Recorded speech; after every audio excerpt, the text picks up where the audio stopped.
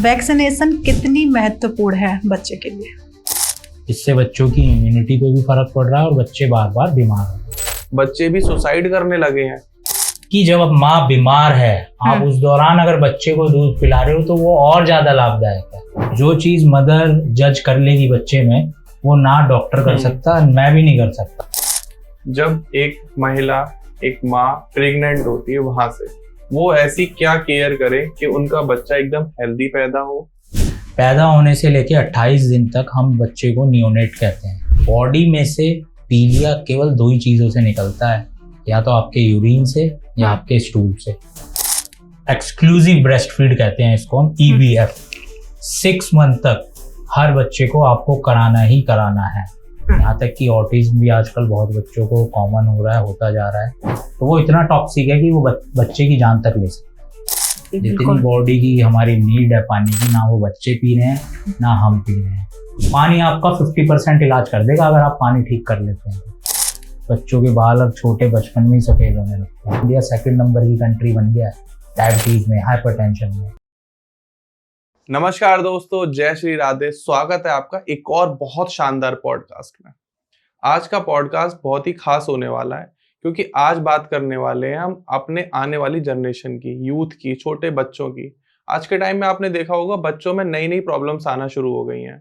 बच्चों की मोबाइल की स्क्रीन टाइम बढ़ गया है, ऑटिज्म की प्रॉब्लम बढ़ गई है, बच्चे लोनली फील करने लगे हैं, बच्चे भी डिप्रेशन में जाने लगे हैं, बच्चे भी सुसाइड करने लगे हैं, उनके सुसाइडल अटेम्प्ट बहुत ज्यादा बढ़ने लगे हैं, बच्चे अपने आप को हार्म करने लगे हैं, माँ बाप से अलग अपने आप को मानने लगे हैं। आजकल नए नए टर्म्स लेकर आ रहे हैं, जेनजी हो रहे हैं। बच्चों में एक गलत आदतें बहुत जल्दी अट्रैक्ट हो रही है, नेगेटिविटी को बहुत जल्दी एब्जॉर्व कर रहे हैं। तो छोटे बच्चों की पालन पोषण भारण कैसे करना चाहिए, उनको किस तरीके से टेक केयर करनी चाहिए। लोगों ने पेरेंटिंग के ऊपर वीडियोस बनाना स्टार्ट कर दिया कि बच्चों को पालना कैसे है। तो आज हमारे पॉडकास्ट बहुत ज्यादा खास होने वाला है क्योंकि हमारे पॉडकास्ट में कोई कोचेज या कंसल्टेंट नहीं है। आज हमारे यहाँ खुद डॉक्टर राहुल बिधूरी जी आए हैं, जो कि एक पीडियाट्रिशियन एंड न्यूरोटोलॉजिस्ट हैं। Rama institute of medical science Baghpat में सर अभी सीनियर कंसल्टेंट हैं। वो आपको वो बेसिक बातें बताएंगे छोटे बच्चों की, कि छोटे बच्चों की हर एक प्रॉब्लम का सॉल्यूशन किस तरीके से होगा। तो हम बिल्कुल शुरुआत करेंगे इन्फेंट से लेके 18 साल तक के बच्चों की।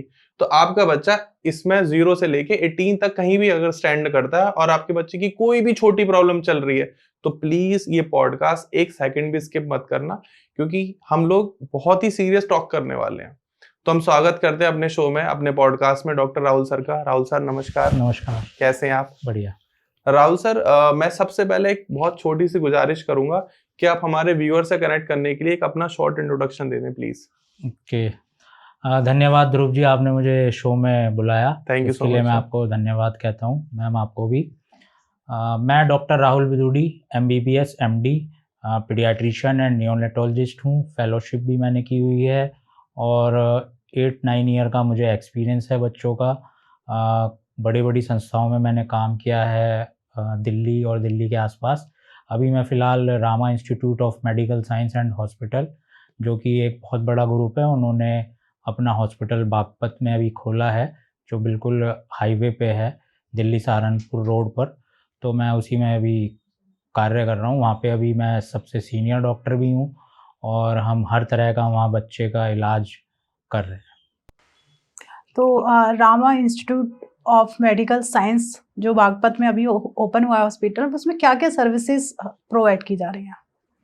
हम उसमें मैं अगर अपने डिपार्टमेंट की बात करूं तो पीडियाट्रिशियन हूं मैं। तो पीडियाट्रिक्स में हम सारी बेसिक फैसिलिटीज़ से लेकर अच्छी जो हायर फैसिलिटीज़ हैं, जो एक बहुत बड़ा हॉस्पिटल देता है, जो ज़रूरी होता है बच्चे के लिए, वो हम सारी सुविधाएं दे रहे हैं।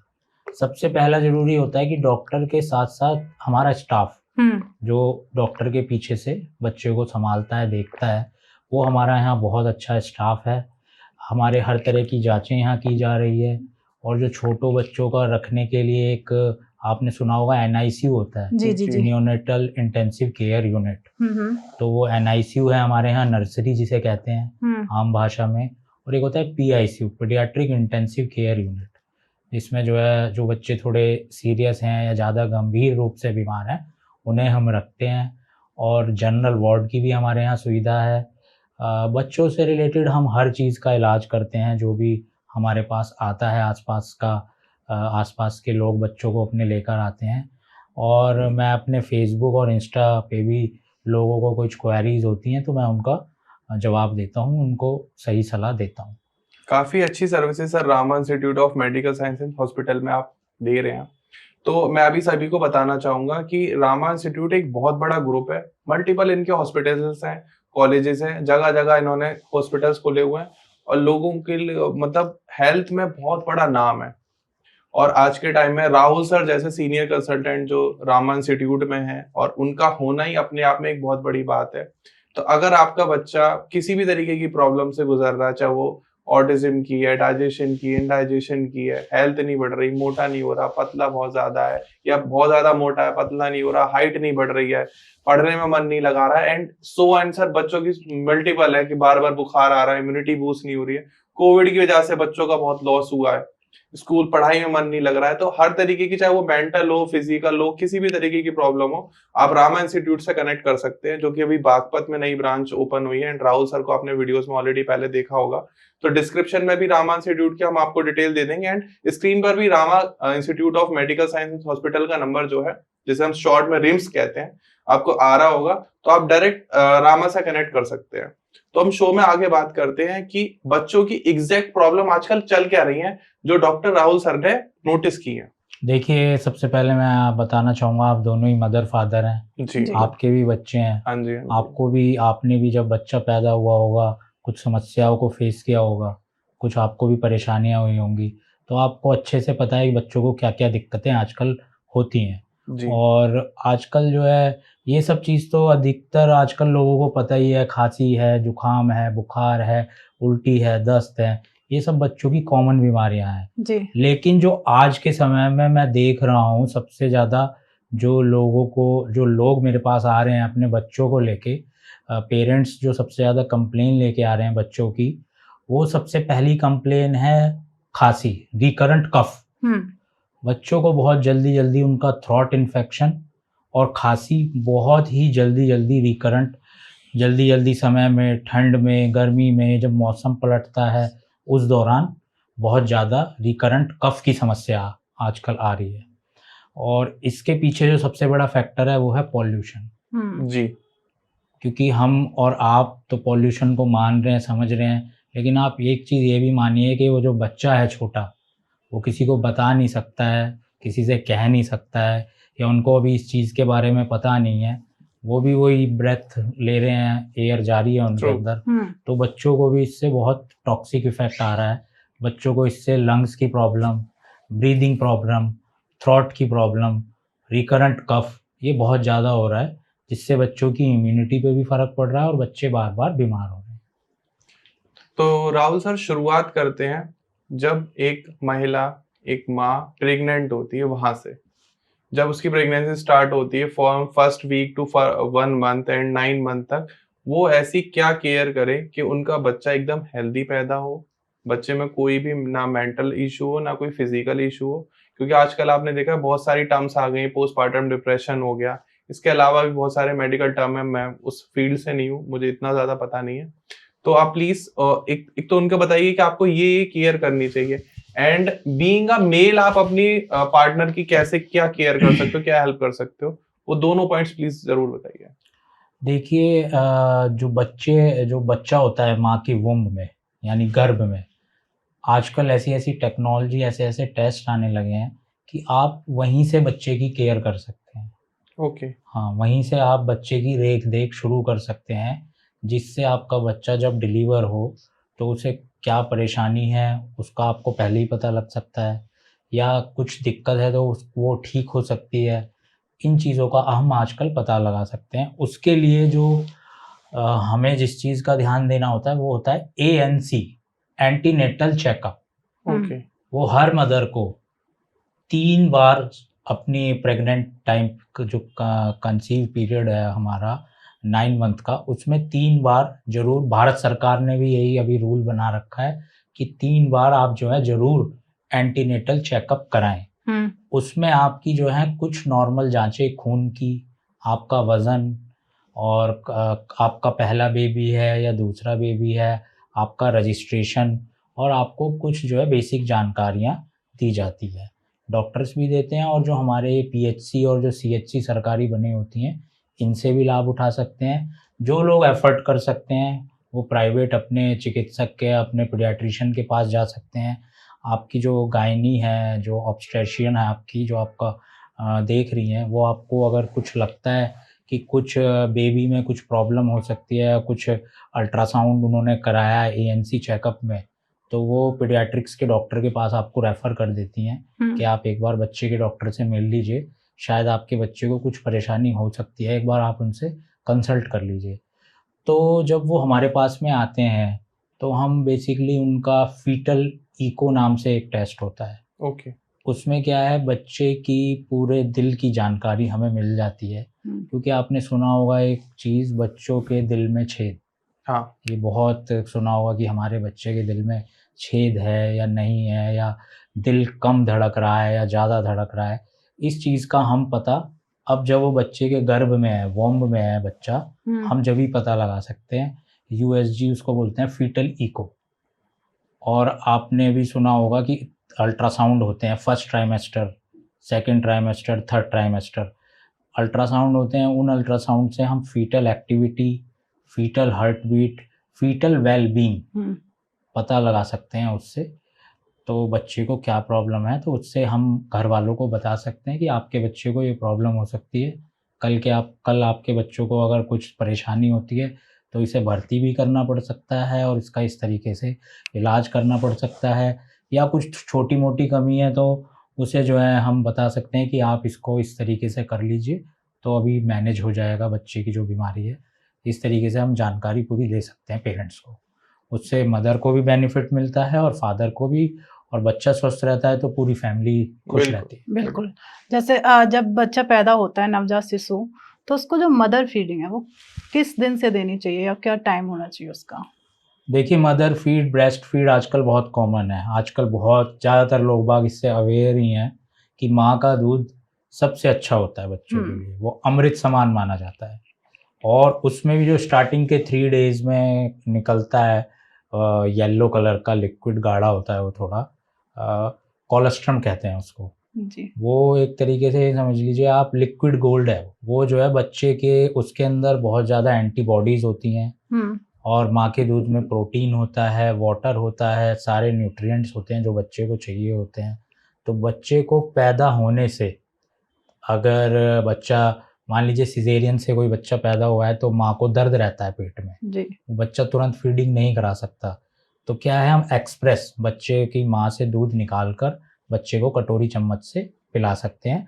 और अगर नॉर्मल बच्चा हुआ है तो हम उसे बच्चे को माँ को देकर फीडिंग तुरंत कंटिन्यू करा सकते हैं। और कम से कम एक्सक्लूसिव ब्रेस्ट फीड कहते हैं इसको हम, EBF, 6 मंथ तक हर बच्चे को आपको कराना ही कराना है।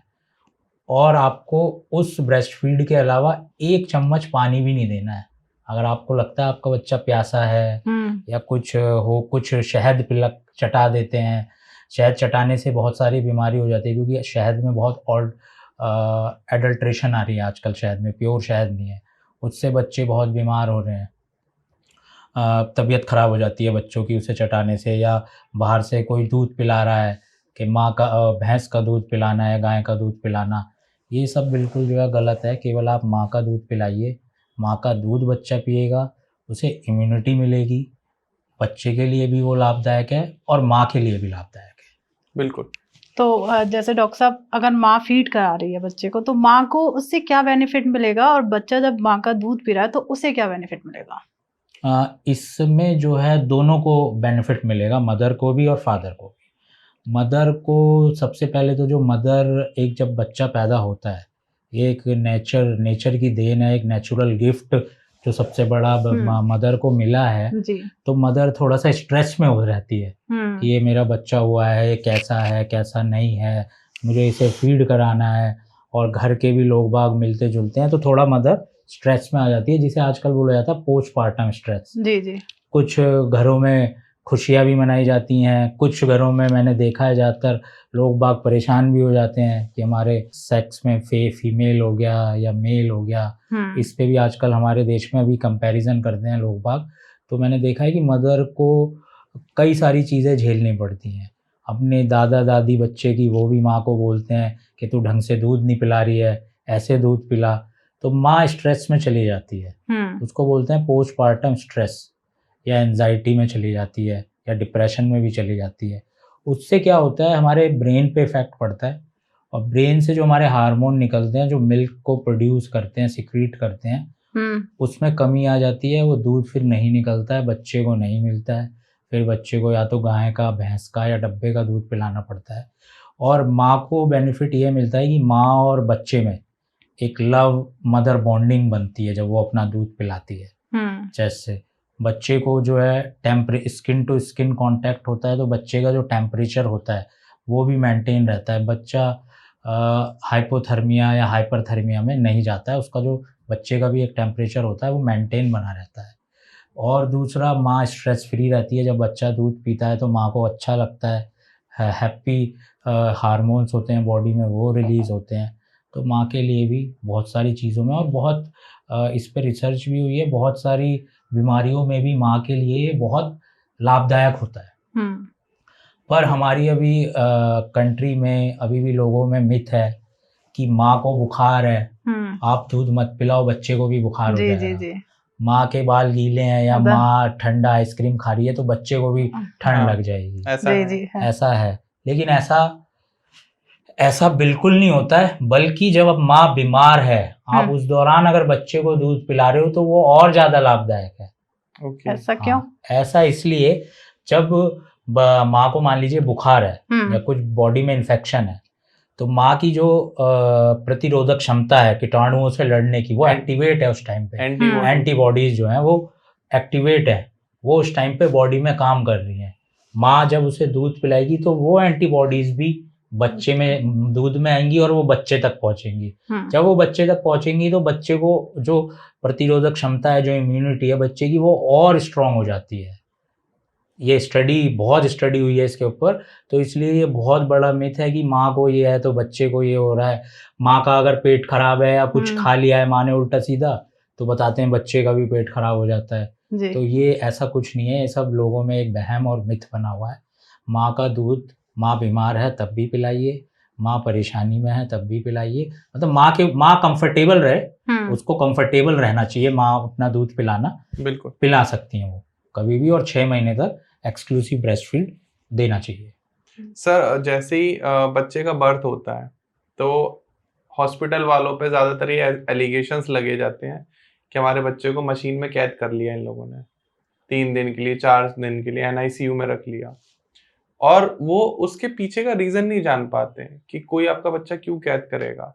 तो NICU, जो आप नियोनेटोलॉजिस्ट हैं, उसके बच्चे के लिए आप ऐसा क्या करते हैं उन 4-5 दिनों में वहाँ उसकी केयर करके, जो आम लोग अपने घर में नहीं कर सकते, एंड किन बच्चों की उसकी ज़रूरत होती है, इंपॉर्टेंस क्या है उसकी?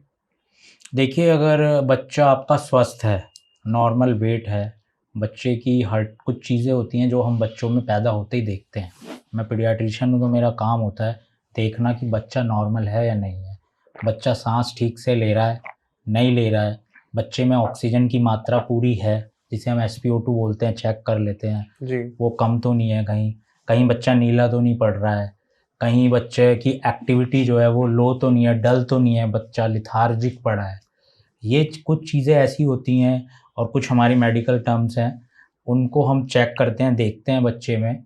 अगर बच्चे में कुछ गड़बड़ी लगती है तो हम घर वालों को बताते हैं कि भाई बच्चे में ये परेशानी है, 2-4 दिन या इलाज, जितने भी दिन में उसका इलाज होगा उतने दिन के लिए आपको ये बच्चा नर्सरी में रखना पड़ेगा। और ऐसी समस्या सबसे ज़्यादा जब आती है जब मान लीजिए बच्चे का वोम्ब में है बच्चा, फीटल अल्ट्रासाउंड करा लिया, ठीक है, और कुछ उसमें परेशानी है, लेकिन आपकी गायनी मैम ने या आप खुद पीडियाट्रिशियन के पास नहीं गए, कुछ बच्चे में प्रॉब्लम है, तो आपको तो ठीक है, वो नॉर्मल लग रहा है, आपका ऑपरेशन हुआ या नॉर्मल डिलीवरी हुई, बच्चा जब बाहर आया आप एकदम से बच्चे की तबीयत खराब है या बच्चे को कुछ डिफेक्ट है, कुछ जेनेटिकल प्रॉब्लम है, तो उसे तो नर्सरी में ही रखना पड़ेगा। क्योंकि छोटे बच्चे का पैदा होने से लेके 28 दिन तक हम बच्चे को नियोनेट कहते हैं, और NICU में ही उसका इलाज होता है, क्योंकि वहाँ एक टेम्परेचर मेंटेन किया जाता है, उसमें टेम्परेचर में बच्चों को रखा जाए, ट्रेंड स्टाफ होता है, बच्चे की हर चीज़ पे ऑब्ज़र्व करना पड़ता है, बच्चे को 24 घंटे ऑब्ज़र्वेशन में बिल्कुल आँखों के सामने अपने रखना पड़ता है, डॉक्टर को बहुत अलर्ट रहना पड़ता है,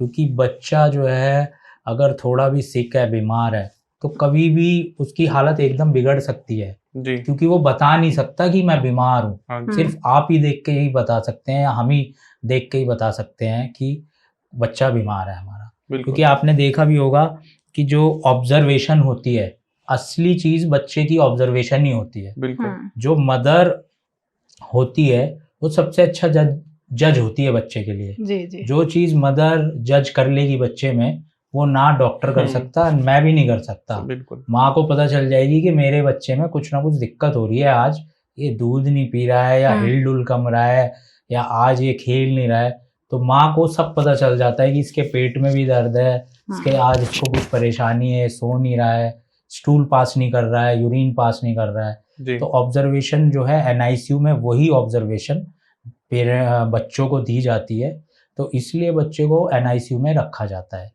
और ज़्यादातर जो बच्चे एनआईसीयू में रखे जाते हैं वो या तो कम दिन के जो पैदा हो जाते हैं, कुछ जी। परेशानी की वजह से, मान लीजिए माँ को कोई बीमारी है या कभी कभी आपने सुना होगा माँ का बीपी बढ़ गया या माँ को कोई दिक्कत हो गई डिलीवरी के दौरान, जी। तो बच्चे को तुरंत ऑपरेशन करना पड़ा या डिलीवरी करनी पड़ी।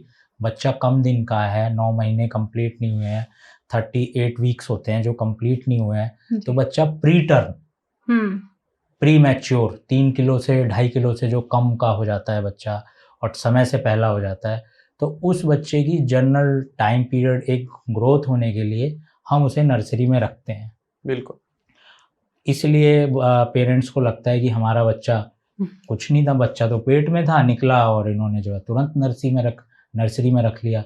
तो ये लोग बागों को ऐसा लगता है, इसीलिए वो जो है कहते हैं हमें कि डॉक्टर साहब आपने क्यों रख लिया हमारा बच्चा। और जनरली हमेशा एक चीज देखी जाती है, जब बच्चा जब पैदा होता है, न्यूबॉर्न बेबी, तो हमेशा उसे एक पीलिया जिसे कहते हैं वो हर एक बच्चे को होता है, किसी को ज्यादा किसी को कम।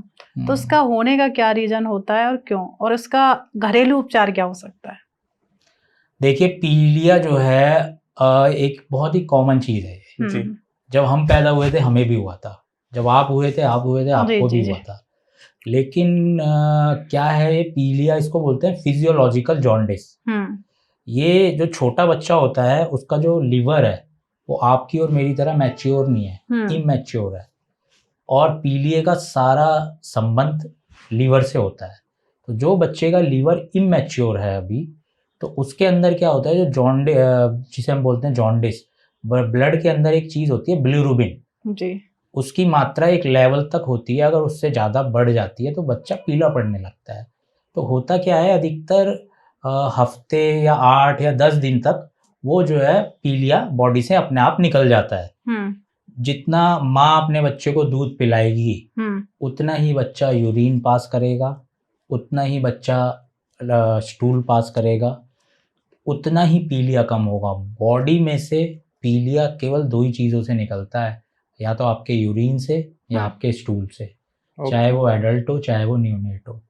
तो बच्चे का कब निकलेगा, जब आप जितना उसे ज़्यादा से ज़्यादा फीड कराएंगे। बिल्कुल। आप उसे 2 आवरली 3 आवरली या कंटिन्यू फीड करा रहे हैं तो बच्चा यूरिन जितना पास करेगा, आप देखते हो डार्क येलो कलर का उसका यूरिन निकलने लगता है, तो उतना ही पीलिया कम होता जाता है जी। लेकिन कुछ बच्चों में ब्लड ग्रुप के अकॉर्डिंग, कुछ हमारे ब्लड ग्रुप ऐसे होते हैं, नेगेटिव ब्लड ग्रुप जो होते हैं जिसे हम बोलते हैं RH फैक्टर जी। जैसे A पॉजिटिव B पॉजिटिव, जो ये पॉजिटिव नेगेटिव है, ये this is Rhesus factor, RH factor होता है ये। तो कुछ उसके अंदर जो है, मतलब मैं आपको समझाने लगूँ तो बहुत टाइम लगेगा, आप समझने मेरे लिए भी बहुत मुश्किल है समझाना आपको। तो कुछ ब्लड ग्रुप ऐसे होते हैं जो नेगेटिव होते हैं, उन बच्चों में बिलिरुबिन ज़्यादा मिलता है, उसको हम बोलते हैं हाइपर बिलिरुबिनीमिया। तो उस कंडीशन में क्या होता है कि जो हमारा बिलिरुबिन होता है वो बॉडी में बढ़ता है तो बच्चा पीला दिखता है। तो आप उसे, अगर आपके बच्चे को पीलिया आपको लग रहा है तो आप अपने पीडियाट्रिशियन के पास ज़रूर जाइए। चाहे वो नॉर्मल है नहीं है, आप ज़रूर जाइए, पीडियाट्रिशियन देखेगा, लेवल चेक करते हैं हम लोग। अगर लगता है ज़्यादा लेवल है तो हम उसको, एक फ़ोटोथेरेपी होती है अपनी नर्सरी में, लाइट में रखते हैं मशीन में, वो 2-3 दिन में सेटल हो जाता है। और अगर लगता है वैल्यूज़ ठीक हैं, ये अपने आप ही घर पे ठीक हो जाएगा, तो मदर फादर को काउंसलिंग करके समझा के कि आप इसको जो है दूध ज़्यादा से ज़्यादा पिलाइए, जितना ज़्यादा दूध करेगा। ज़्यादातर 60-70% केसेस में तो अपने आप ही ठीक हो जाता है। कुछ केसेस में होता है कि बहुत ज़्यादा बढ़ जाता है, क्योंकि बिलिरुबिन बढ़ना it is very dangerous condition. बिल्कुल। अगर बिलिरुबिन एक बार बढ़ गया और हमारे ब्लड ब्रेन बैरियर को क्रॉस करके वो हमारे ब्रेन में चला गया, तो वो इतना टॉक्सिक है कि वो बच्चे की जान तक ले सकता है। जी उसे फिर रिवर्स कर पाना, ठीक कर पाना बच्चे को बहुत मुश्किल है। इसलिए जॉन्डिस है तो नॉर्मल ही चीज़, लेकिन आपको लग रहा है कि आपका बच्चा डल हो रहा है, ज़्यादा पीला लग रहा है, आंखें भी पीली लग रही हैं, तो आप अपने बच्चे को ज़रूर दिखाइए, पीडियाट्रिशियन को ज़रूर दिखाना चाहिए। जान है तो जहाँ है, मेरा मानना ये है। और बच्चे के लिए तो बिल्कुल, अभी मेरे खैर मैं पेरेंट नहीं बनाऊँ, आगे बन जाऊँगा पेरेंट, तो मुझे पता चलेगा कि बच्चे की जो है कितनी इम्पोर्टेंस होती है लाइफ। तो डॉक्टर साहब, जब बच्चा पैदा होता है तो सबसे पहले देखो पेरेंट्स बनते हैं, इतनी तो पता ही नहीं होता है। सबसे पहला जो रोल आता है मदर फीड का हो गया कि चलो बच्चे को माँ का दूध पिलाना है। फिर आता है वैक्सीनेशन। वैक्सीनेशन कितनी महत्वपूर्ण है बच्चे के लिए? देखिए, वैक्सीनेशन जो है बच्चे के लिए बहुत इम्पोर्टेंट चीज़ है। वो वैक्सीनेशन का मतलब बेसिकली ये होता है कि बच्चे को हम एक इंजेक्टेबल या मुंह से दवाई पिला रहे हैं, जो बच्चा वो कभी आगे बीमार होता है तो उसको किल करने के लिए, उसके बैक्टीरियाज को। तो ये बच्चों को आगे बीमार ना पड़े, बच्चों को बीमारियां ना हो, इसलिए वैक्सीनेशन कराना बहुत ज़रूरी है। और आजकल क्या है, कुछ लोगों में ये थोड़ा मिथ भी है कि हम वैक्सीनेशन लगवाएंगे तो हमारा बच्चा शायद बीमार हो जाएगा, फीवर आ जाता है जनरली। हाँ, फीवर तो आता ही है अधिकतर, जो है ये तो बेसिक चीज़ है कि आता ही है फीवर, क्योंकि बच्चे को जब थोड़ा पेनफुल तो होता ही है वो, और कोई हम बाहर की चीज़ इंजेक्ट कर रहे हैं तो वो बच्चे को थोड़ा प्रॉब्लम उसमें होता ही है, बच्चा इरिटेबल भी हो जाता है। जी जी जी। और बच्चे और कुछ पेरेंट्स ये भी सोचते हैं कि बच्चे को वैक्सीनेशन देना गलत है।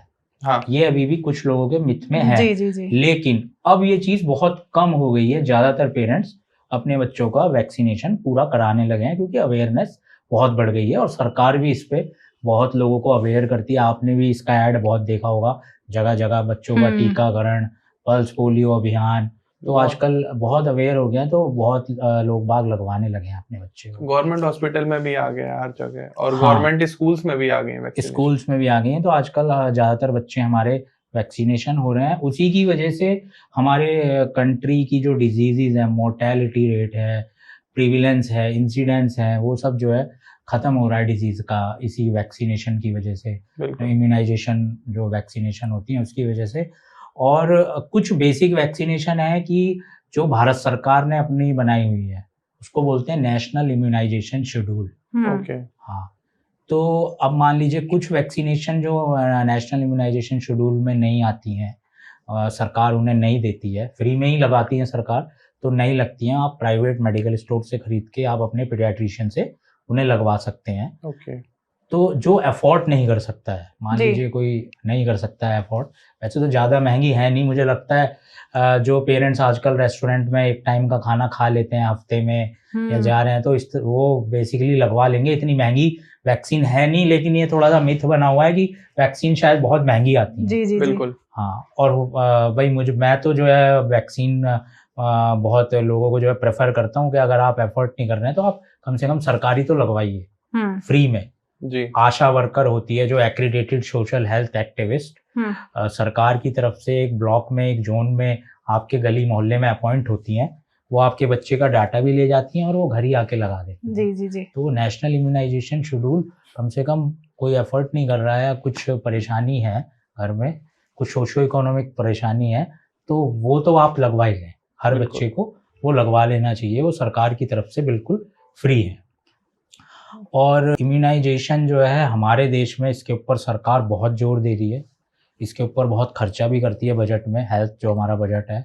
और हम पीडियाट्रिशियन भी कोशिश करते हैं कि ज़्यादा से ज़्यादा बच्चों को वैक्सीनेशन मिले।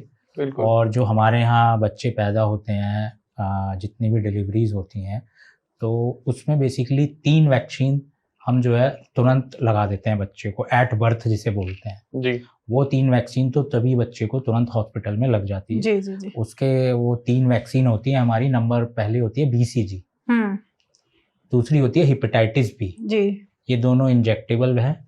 एक शोल्डर में लगती है हमारे लेफ्ट डेल्टॉइड में BCG, और हेपेटाइटिस लगती है हमारी थाई में, लेटरल एस्पेक्ट ऑफ थाई में। और ओरल पोलियो वैक्सीन जो 2 ड्रॉप हम पिलाते हैं बच्चों को। ये 3 वैक्सीन बच्चे को पैदा होते ही एट बर्थ लग जानी चाहिए।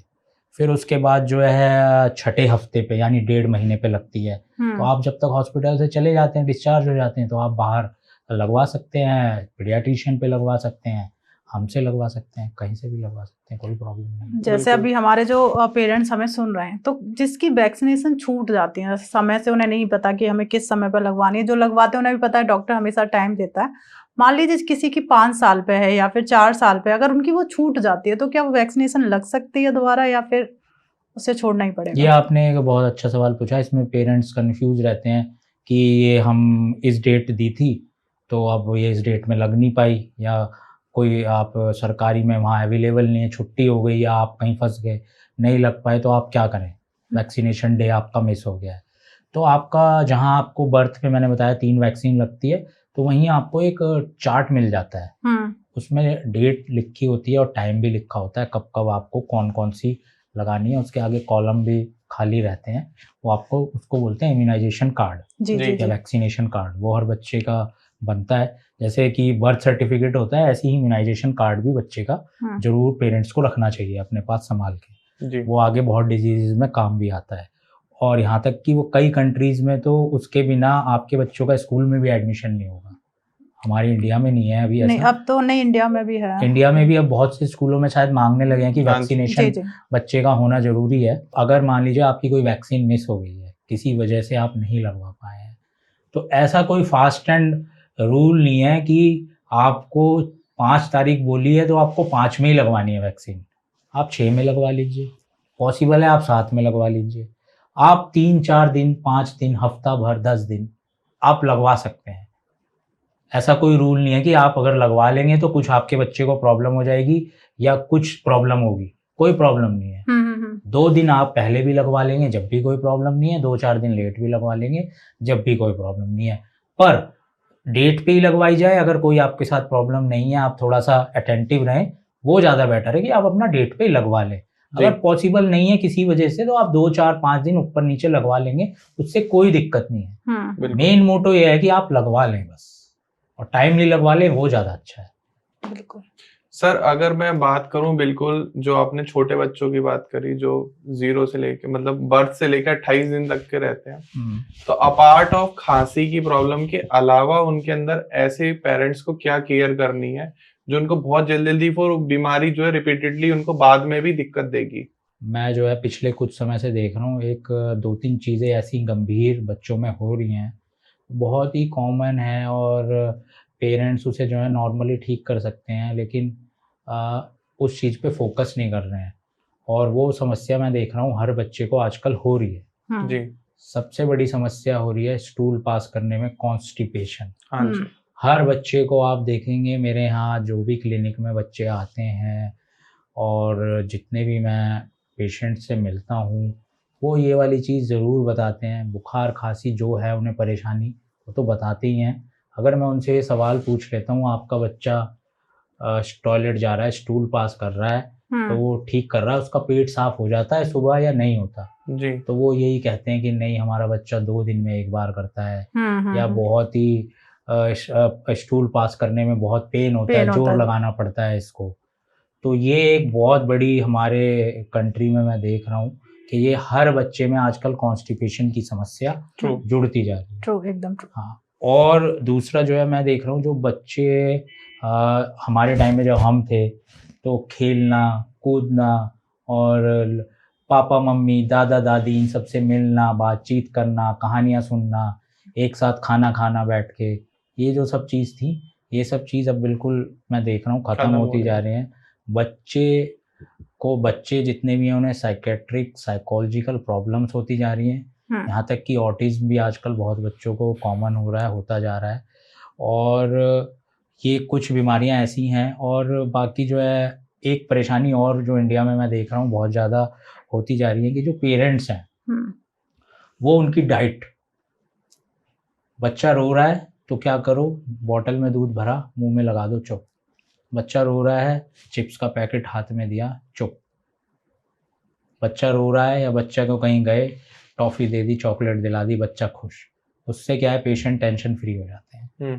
पेरेंट्स जो है ये वाली चीज़ दिला देते हैं बच्चे को, इससे बच्चे की हेल्थ पे इफ़ेक्ट पड़ रहा है, वो मेंटली भी और हेल्थ वाइज भी वो बच्चा, उसकी इम्यूनिटी भी, ये सब चीज़ आजकल वीक होती जा रही है।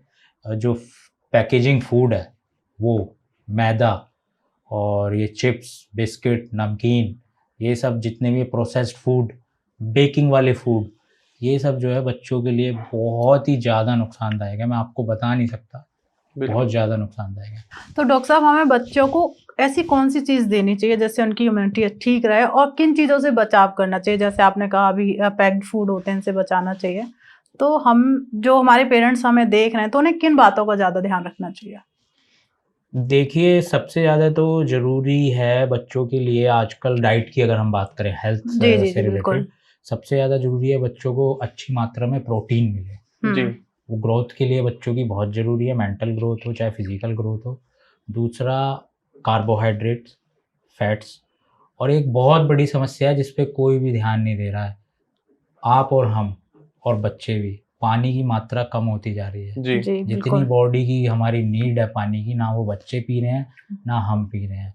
और इस पानी केवल ना पीने की वजह से बहुत सारी हमारी बॉडी में चेंजेस आते हैं, बहुत सारी दिक्कत होती हैं। स्किन की बहुत प्रॉब्लम्स आ रही हैं, हेयर्स की बहुत प्रॉब्लम आ रही है, हमारा मेटाबॉलिक सिस्टम लो होता जा रहा है, वेट बढ़ना घटना। पानी बहुत ही, आपको पता होगा हमारी बॉडी में 70% पानी है, और हम पानी की मात्रा घटाते जा रहे हैं। अब थोड़ा सा लोग बाग अवेयर हुए हैं कि आपको 8 गिलास पानी पीना ही पीना है, लेकिन आप देखें 3-4 गिलास से ज़्यादा कोई पानी नहीं पीता। मेरे घर में मैं अपनी मम्मी को रोज़ दिन में कहता हूँ, मम्मी पानी ज़्यादा पियो, पानी ज़्यादा पियो, तब भी नहीं पीती, कहती पिया ही नहीं जा रहा है पानी, पानी पिया ही नहीं जाता है। और मैं आपको बता दूँ, हर बीमारी में पानी आपका 50% इलाज कर देगा, अगर आप पानी ठीक कर लेते हैं तो 50% आप ठीक हो जाएंगे बगैर दवाई के। अगर आप अपने पानी के इंटेक को, बस पानी जो है वो सेफ और साफ, मतलब साफ होना चाहिए, नेचुरल होना चाहिए, क्लीन होना चाहिए, अच्छा पानी होना चाहिए। आप पानी पियो रेगुलर। मैं कहता हूँ आप बीमारियों से, जैसे पहले कहते थे ना एप्पल कि डॉक्टर को दूर रखता है, कि वो कोई कहावत थी, पता नहीं मुझे पहले याद नहीं होता था, एक एप्पल सुबह सुबह खाली पेट खाओ, Apple a day keep doctor away, कुछ ऐसे था। तो आप, मुझे अगर ये किसी को ऐसा नहीं लगता, ये मेरी अपनी खुद मैं देख रहा हूँ, आप पानी पीजिए, आपको बहुत फायदा मिलेगा पानी। देखिए, कोई भी व्यक्ति भूख से नहीं मरेगा, ज्यादा खाने से जरूर मरेगा। बिल्कुल। आप भूखे रहो, मैं आपको लिख के कह रहा हूँ, आप बिल्कुल नहीं मरोगे।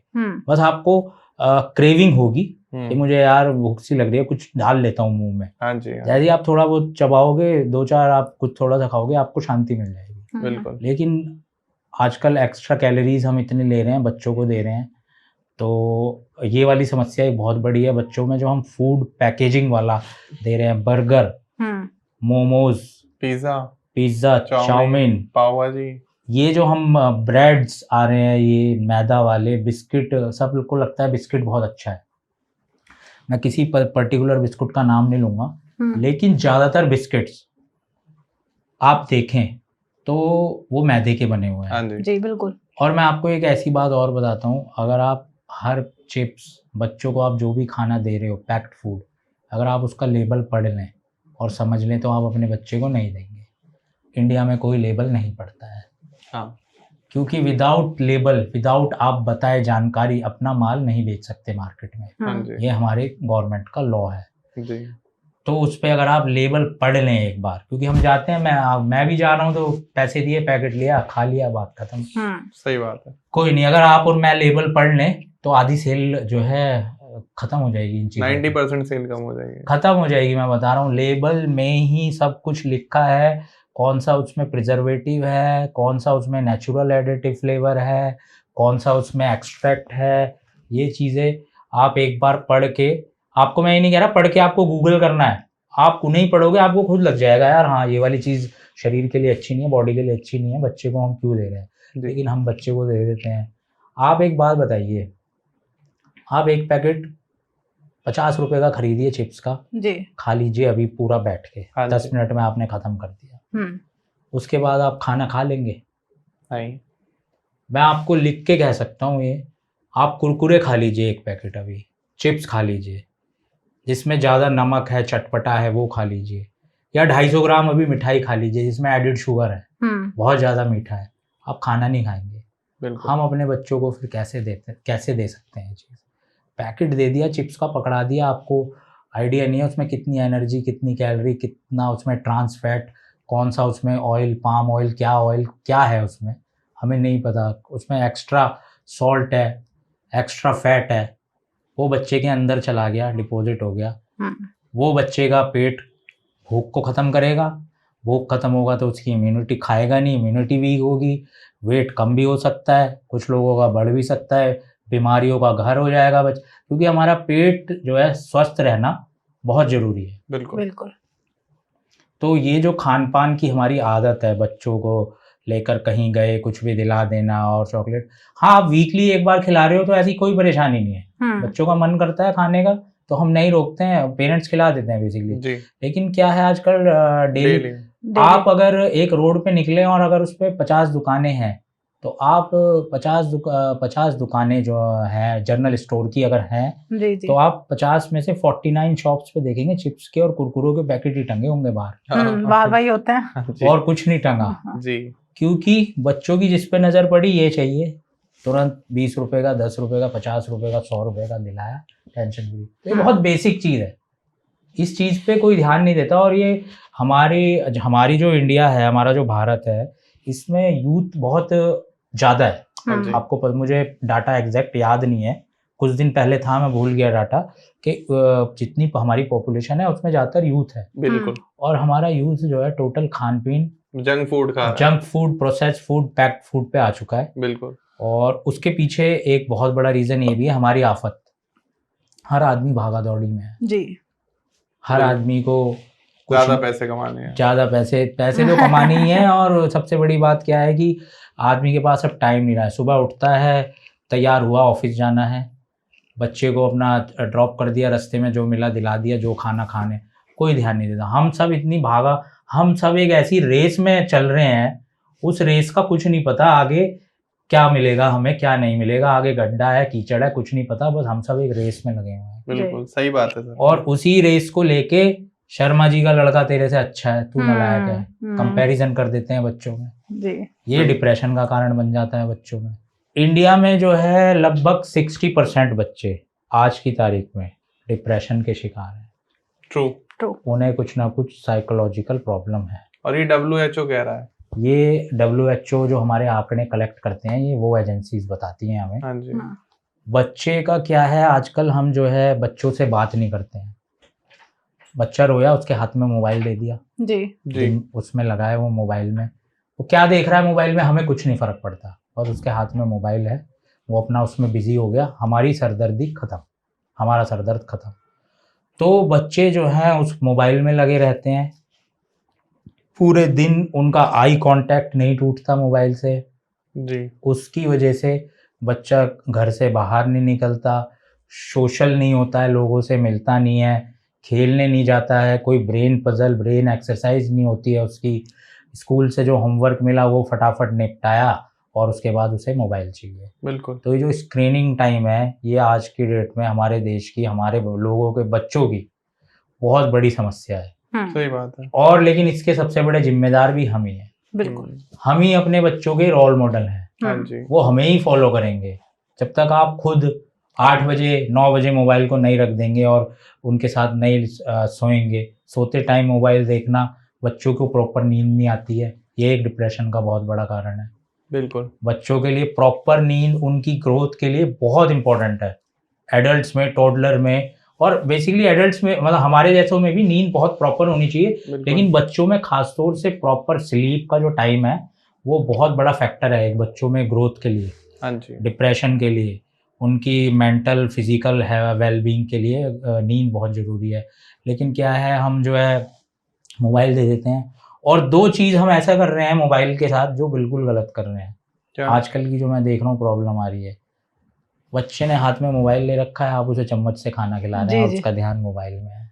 आप अगर देखें तो हर बच्चा मोबाइल के साथ खाना खाता है। हाँ उसके बिना नहीं खा पाते हो। नहीं खा पाते शायद आजकल। आपने भी अपने बच्चों में देखा होगा। बिल्कुल देखा आप है। उसमें लगा दो तो वो बच्चा खाना खाएगा, अगर मोबाइल नहीं है तो आप नहीं नहीं खाएगा, खाएगा। चाहे आप उसके लिए कितना ही अच्छा टेस्टी हेल्दी फूड बना दीजिए। वो सर आप ये तो और थोड़े बच्चों की बात करो, चम्मच वालों की। मैंने ऐसे बच्चे देखे हैं, या मैं अभी भी देख रहा हूँ कि बिल्कुल 3 महीने का है, 6 महीने का है, और वो बॉटल से भी जब दूध पी रहा है, जब उसके हाथ में ऐसे करके वो मोबाइल देख रहा है, इधर उसका मोबाइल चल रहा है जब तक बॉटल चल रही है, मोबाइल बंद बॉटल बंद। स्क्रीन टाइम जो है ये हमने जो बच्चों को दे दी है, और 2 चीज़ों में हमें अपने बच्चे को बिल्कुल इंडल्ज नहीं करना है। खाते हुए तो आपको मोबाइल देना ही नहीं है, उसकी अगर ये वाली हैबिट पड़ गई, उसकी डाइट पे बहुत इफ़ेक्ट पड़ेगा, वो खाना नहीं खाएगा आगे, मोबाइल अगर नहीं दोगे आप उसे। रात को सोते समय अगर आप उसे मोबाइल दे रहे हो और छीन के कह रहे हो बेटा सो जा, वो बिल्कुल प्रॉपर नींद नहीं ले पाएगा।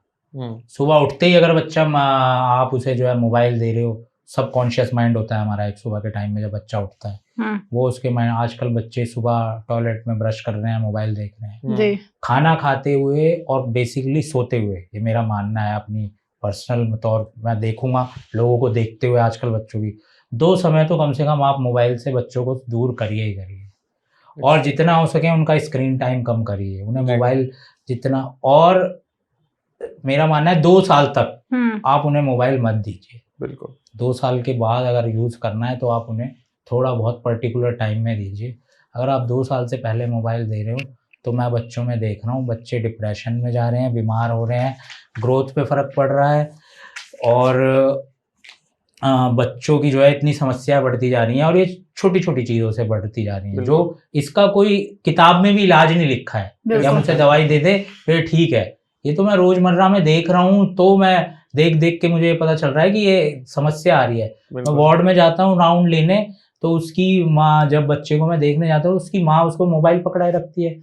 हॉस्पिटल में बच्चा जब एडमिट रहता है, वो बेड पे जब भी शांति से लेटता है जब उसके हाथ में मोबाइल होता है।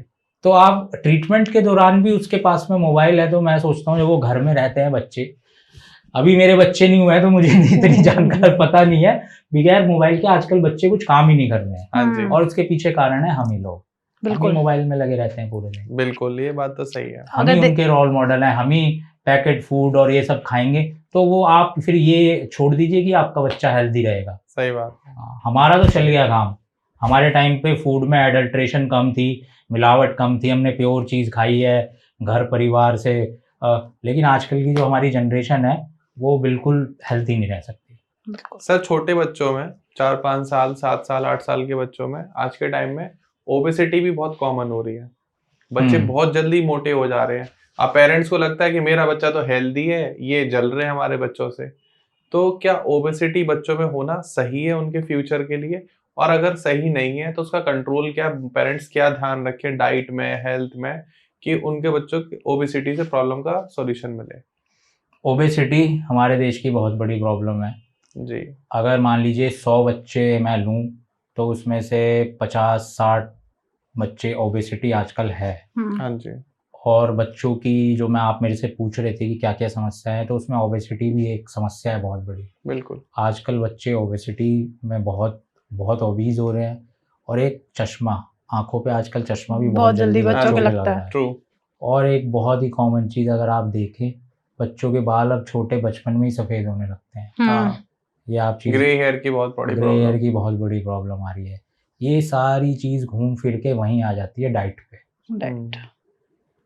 जब तक हम इनकी डाइट ठीक नहीं करेंगे, जब तक इनको हम खुद नहीं सुधर के दिखाएंगे, तब तक ये बच्चे बिल्कुल भी, या हमारा आप पेरेंट्स हो, आपके बच्चे बिल्कुल हेल्दी फूड नहीं लेंगे तो ये सब प्रॉब्लम हमेशा आएगी आएगी। उसमें क्या होता है, जब बच्चा छोटा होता है आपका 1 साल का 2 साल का, तो उस टाइम पे क्या होता है, हमारी बॉडी फैट सेल्स बनाती है। हाँ जी। अब मान लीजिए बॉडी आपकी फैट सेल बना रही है, और हम बच्चे को खिला रहे हैं पिज़्ज़ा बर्गर, या बाहर की 2 साल का, आजकल 3 साल के बच्चे को हम बाहर के चिप्स कुरकुरे बिस्कुट नमकीन ये सब खिला रहे हैं, तो जो उसके फैट सेल्स है, इन जो भी हमने चीज़ खिलाई उसका फैट डायरेक्ट हमारे फैट सेल्स में जा रहा है, वो और बड़े हो गए फैट सेल्स, जी जो सेल्स की नंबर है वो भी बढ़ गए और वो बड़े भी हो गए। हाँ जी तो होता क्या है, जब हम एडल्ट में जाते हैं 12-13 साल, 14 साल, 15 साल, 18 साल, तो उस दौरान क्या होता है, हमारे जो टेस्ट बर्ड है जी जी वो ऐसे बन चुके हैं कि हमें फैट वाला खाना चाहिए। बिल्कुल मान लीजिए मैं अपने बच्चे को अगर शुगर वाली चीज़ ज़्यादा खिलाऊं, 2 साल तक आपको हाई शुगर और मोर शुगर वाली चीज़ अपने बच्चे को नहीं खिलानी है। पैकेट फूड बिल्कुल नहीं खिलाना है, जंक फूड बिल्कुल नहीं खिलाना है, इस मोबाइल बिल्कुल नहीं देना है। ये 2 साल तक हर पेरेंट्स ध्यान रखे, 2 साल तक अपने बच्चे को ये बिल्कुल ना दे। अगर आप दे रहे हो तो उनके अंदर हम जो ये एक्स्ट्रा कैलोरीज दे रही हैं, ये फैट सेल में स्टोर हो रहा है, और स्टोर होने के बाद जो है, जब बच्चा एडल्ट होता है वो फैट वाली चीज़ खाता है तो वो और मोटा हो जाता है। जी तो आपने देखा होगा कि कभी कभी कोई खूब खा रहा है, वो जब भी पतला है, वो जी। इसीलिए पतला है, उसे बचपन में उसके घर वालों ने फैट सेल्स बड़ी मोटी नहीं हुई, उसको फैट वाला खाना नहीं खिलाया, ज़्यादा शुगरी फूड नहीं खिलाया उसे, शुगर वाला। मेटाबॉलिज्म मेंटेन हाँ, उसका स्टार्टिंग से ही जो है, जो बच्चा पतला है वो मतलब इसी वजह से पतला है कि उसे बचपन में ठीक फूड मिला है। बिल्कुल तो इसका हमारी आज की ओबेसिटी से, और जो आज की हमारी लाइफस्टाइल डिजीजेज हैं, जो कि हाइपरटेंशन है, डायबिटीज़ है, ओबेसिटी है, ये सब लाइफस्टाइल डिजीज़ हैं हमारी। हाँ जी जी इन सब का बचपन की हेल्थ से, बचपन के पौष्टिक आहार से संबंध है।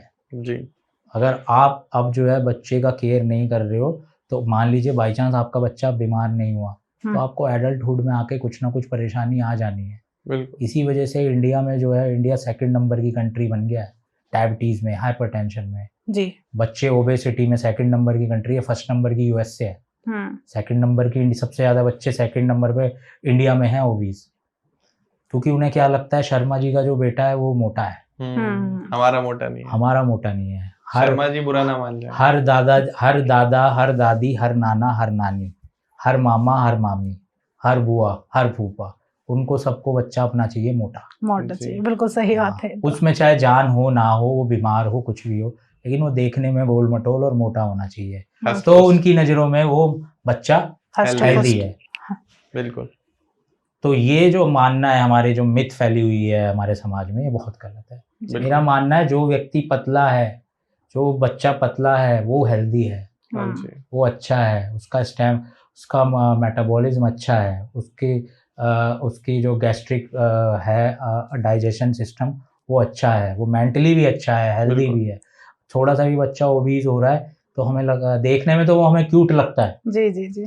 लेकिन जो है क्यूटनेस के पीछे कुछ और है। हाँ जी तो वो भी हमें देखना हमारा फर्ज बनता है अपने बच्चों के लिए, बिल्कुल उस चीज़ का हमें जरूर ध्यान रखना है। आजकल डॉक्टर साहब, जैसे हम अपने समय की बात करें तो कभी हमारे सिर में दर्द हुआ, ना हमारे पैरों में दर्द हुआ, और सबसे बड़ी बात, ना हमारे जल्दी बाल झड़े हैं। और आजकल के मैं बच्चों को देखूं तो उनके हेडेक बहुत जल्दी होता है कि आज मेरे यहाँ दर्द है, आज मेरे यहाँ दर्द है। और बालों की तो अब बात ही मत करो, बाल बहुत झड़ते हैं। तो ये क्या प्रॉब्लम है सर? देखिए, इसके पीछे अगर जाएं हम, तो आजकल ऐसा हो रहा है काफ़ी, बच्चे जो हैं कंप्लेंट्स लेके आ रहे हैं, स्कूल से अभी आ जाते हैं बच्चे कि मैंने आपको बताया था पेट में दर्द की एक प्रॉब्लम लेके बहुत आते हैं, पेट में दर्द हो रहा है। उसके पीछे वही खाने पीने का कारण है जो मैंने आपको बताया, कॉन्स्टिपेशन है, पेट साफ नहीं होना। बच्चे जो स्कूल से रिटर्न आते हैं उसमें एक ये मेजर कंप्लेन होती है, पेट में दर्द। और दूसरा ये जो आपने मुझे बताया, पैरों में दर्द, सर में दर्द, आंखें कमज़ोर होना, बाल ग्रे होना, इन सब के पीछे जो कारण है वो है हमारी डाइट। जी हमारा जो खान पान है वो ऐसा हो चुका है उसकी वजह से। और दूसरा, आजकल जो इम्यूनिटी है और जो बर्दाश्त करने की क्षमता है, वो बच्चों की हमने इतनी कम बना दी है कि बच्चे को अगर थोड़ा सा भी पिंच हो गया तो वो हल्ला मचा देगा। जी जी जी। आजकल बच्चे बहुत ऐसा हो चिड़चिड़े भी गया हो रहा है। और बच्चे, अगर आपने उनकी बात नहीं मानी तो वो बच्चे टेम्पर टेंट्रम, तोड़ फोड़ सामान फेंक देंगे, घर छोड़ के चले जाएंगे, धमकी देना। आजकल ऐसी सिचुएशन भी बहुत आ रही है। जी जी बिल्कुल, ये बच्चों में बढ़ गई है, और इस सब चीजों के पीछे के कारण हम ही है। हाँ जी पेरेंटिंग, हमने ही उन्हें ऐसा बनाया है। कुछ हुआ नहीं, एकदम से बेटा क्या हो गया, क्या नहीं हुआ, जब तक बच्चा गिरेगा नहीं, चोट नहीं लगेगी, खड़ा नहीं होगा, संभलेगा नहीं, तब तक वो ऐसी प्रवृत्ति में पला बड़ा है। क्या है, उसको पैदा होते ही सोने की चम्मच से खाना खिला दिया आपने, तो वो प्लास्टिक की चम्मच से क्यों खाएगा? बिल्कुल। तो डॉक्टर राहुल सर, अगर मैं बात करूं, मैंने कुछ सोशल मीडिया पे वीडियोस भी देखी हैं और मैंने इस टॉपिक पे पहले भी वीडियो करी है कि जो बच्चा है, छोटा बच्चा है, उसका जो पूरा केयर है वो हमारी नेचर करती है, नेचर ही उसे नर्चर करती है और उसकी हर प्रॉब्लम का सॉल्यूशन इस नेचर में अवेलेबल है। अब जरूरत नहीं है कि हर बीमारी के लिए आप दवाई ही लो। वैसे हम दवाई दे देते हैं, बुखार आ गया तो आइबोजेसिक प्लस दे दी, क्रोसिन दे दी, पैरासीटामोल दे दी, लेकिन बॉडी खुद भी अपने आप को ठीक करती है। तो अगर कोई पेरेंट्स हमारी ये वीडियो देख रहे हैं और वो चाहते हैं कि उनका बच्चा नेचर के थ्रू ठीक हो, तो उसके लिए आप क्या कहेंगे? बड़ा अच्छा सवाल पूछा है आपने। और हमारी जो बॉडी है, हम बेसिक चीज़ समझें इसके पीछे क्या कारण है। जो आपने एक अभी चीज़ बोली, नर्चरिंग, हाँ जी, नेचर कैसे नर्चरिंग कर रही है, हमारी देख रेख पोषण कैसे कैसे हम बीमारियों से बच सकते हैं, क्या है नेचर हमें कैसे बचा सकती है। तो देखिए, जो बच्चा है वो गॉड गिफ्ट है जी, भगवान का, बहुत ही अच्छा तोहफा है, भगवान ने बना के भेजा है। तो भगवान ने उसके अंदर ऐसी भी शक्ति, ऐसी भी पावर डाली है कि वो खुद ब खुद, मतलब हमारी बॉडी को ऐसा बनाया है, कोई और उसे नहीं बना, हमारी बॉडी कोई नहीं बना सकता। जी जी बिल्कुल। जी। कितनी साइंस आगे चली गई है, लेकिन जैसा हमारी बॉडी बनी हुई है, एक एक चीज़ इतनी माइन्यूटली, तो ये भगवान का एक बहुत बड़ा करिश्मा है, एक बहुत बड़ा चमत्कार है। कॉपी मॉडलिंग भी अवेलेबल नहीं है। अवेलेबल। तो ये भगवान ने जैसा हमें बना दिया, एक्चुअली मैं भगवान में बहुत विश्वास करता हूँ। बिल्कुल। तो मैं आपको बताता हूँ कि नेचर और नेचुरल इतनी बड़ी चीज़ है जो मुझे लगती है, हालांकि हमारी एलोपैथी इन चीज़ों को नहीं मानती है, दवाइयों पे हमें ज़्यादा विश्वास है आजकल। क्या होता है, जैसे मान लीजिए कोई छोटा बच्चा है, उसको कुछ परेशानी हो गई है या बीमार हो गया है, तो छोटे बच्चे को न्यू बॉर्न है, खांसी जुकाम हो गया है, छींक मार रहा है, तो हम ऐसे ऐसा नहीं कि हमें तुरंत दवाई दें उसे। जी, कंटिन्यू दे रहा है, बच्चे को इरिटेट हो रहा है, बच्चा कुछ प्रॉब्लम हो रही है, तो आप उसे दवाई दें। वरना कुछ चीज़ें ऐसी हैं जो नेचर अपने आप ठीक कर देती है। हाँ जी, मैं आपको एक एग्जांपल देता हूँ। 2017 में एक स्टडी हुई थी, 5 कंट्रीज़ ने मिलके करी वो। उसमें क्या हुआ, इंडिया भी था। इंडिया का एक बहुत बड़ा सरकारी गवर्नमेंट हॉस्पिटल है, मैं नाम नहीं लेना चाहूँगा उसका, वो उसमें इन्वॉल्व था रिसर्च में। जी, और 4 कंट्रीज़ के और बड़े हॉस्पिटल उस रिसर्च में इन्वॉल्व थे। तो उसमें ये पाया गया कि जो बच्चे नर्सरी में आ रहे हैं, एनआईसीयू में आ रहे हैं, जी किसी बीमारी की वजह से, किसी भी कारण से, कोई इन्फेक्शन से, कोई प्री मैच्योर है, कोई किसी को कोई प्रॉब्लम है, कुछ है, तो उस स्टडी में ये देखा गया कि नर्सरी में आती बच्चे का इलाज शुरू हो गया, जी, एंटीबायोटिक शुरू हो गई, या जो भी उसको सपोर्टिव ट्रीटमेंट देना है वो शुरू हो गया।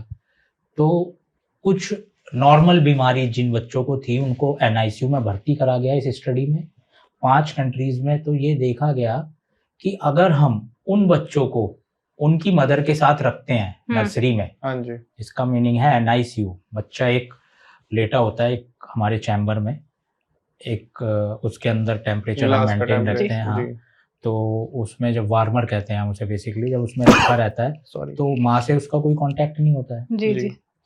तो उसके बराबर में हमने एक चेयर लगवाई, ओके, इस रिसर्च में हुआ जो। तो जब चेयर लगवाई, माँ को बैठाया वहाँ, और उस बीमार बच्चे को हमने कोई मेडिसिन नहीं दी। ओके, हमने उसकी माँ को क्या बोला, आप अपना ब्रेस्ट फीड पिलाओ, अपनी फीड कराओ, और इसको स्किन टू स्किन कांटेक्ट दो, बच्चे को अपने पास रखो। तो उस एनआईसीयू का नाम रखा गया MNICU, mother neonatal intensive care unit. Okay, तो उसमें ये देखा गया, एज कंपैरिजन टू जो अदर बच्चे एनआईसीयू में जिनको हम एंटीबायोटिक दे रहे हैं, वो दे रहे हैं, क्योंकि स्टडी कोई भी होती है वो कंपैरिजन बिहाफ पे होती है। जी जी बिल्कुल, जी। एक नॉर्मल लिए हमने, एक एबनॉर्मल लिए, इनको ये दवाई दी गई, इनको ये दवाई दी गई, तो कौन से जल्दी ठीक हो गए रिसर्च में, या क्या चीज आउटपुट आई, कंक्लूजन क्या आया। तो उसमें ये चीज बाहर आई कि बच्चा जितना अपनी माँ के साथ और एक अच्छे एनवायरनमेंट में रहता है, शांत, पॉल्यूटेड ना हो, और जितनी माँ की वो केयर में रहता है, वो ऑटोमेटिक ठीक हो गया। ओके, स्टडी में देखा गया जो बच्चे एंटीबायोटिक पे थे उन्हें टाइम लग रहा है ठीक होने में, हाँ जी, और वो अपनी मदर के साथ रहकर वो ठीक हो गए। काफी हद तक उनकी जो प्रॉब्लम थी ठीक हो गई। मैं ये तो नहीं कहूंगा कि वो पूरी तरीके से एकदम डिस्चार्ज होने लायक, एकदम काफी सीरियस थे और एकदम बिल्कुल ठीक हो गए, लेकिन काफी हद तक नेचर जो है बच्चों को भी और एडल्ट को भी, हमें जो है नेचर, हमारी जो बॉडी है भगवान ने ऐसी बनाई है, ज्यादातर जो है खुद ब खुद रिकवर कर लेती है। बिल्कुल, और बच्चों में खास तौर से पेरेंट्स का लगाव, मदर फादर का लगाव, घर में दादा दादी का लगाव, साथ में बैठ के रहना, खाना पीना जो आजकल बहुत कम हो गया है, साथ में घूमने जाना, थोड़ा सा बच्चे को अपने धार्मिक मंदिर ले जाना, ये सब आजकल बहुत कम हो गया है बिल्कुल। जी जी पहले के मुकाबले। पहले क्या होता था, आजकल तो बच्चे भी कम होते हैं, पहले क्या होता था एक परिवार में 6-7 बच्चे होते हाँ थे, जी। तो जो सबसे बड़ा भाई होता था वो 5 को संभाल लेता था। माँ खेत का भी काम कर लेती थी, माँ घर का भी काम कर लेती थी, माँ अचार भी डाल लेती थी, माँ मसाले भी पीस लेती थी, माँ खाना भी बना लेती थी, माँ सारे काम कर लेती थी। लेकिन आज की तारीख में अगर बच्चा उनके पास है तो माँ बच्चे को ही संभाल ले, यही बहुत बड़ी बात है। तो ऐसा क्यों? इसके पीछे कारण क्या है? जो हमारा सोशल फैक्टर, एनवायरमेंटल फैक्टर, हमारी सोच और हमारा पेरेंटिंग का तरीका, वो बहुत इम्पोर्टेंट है।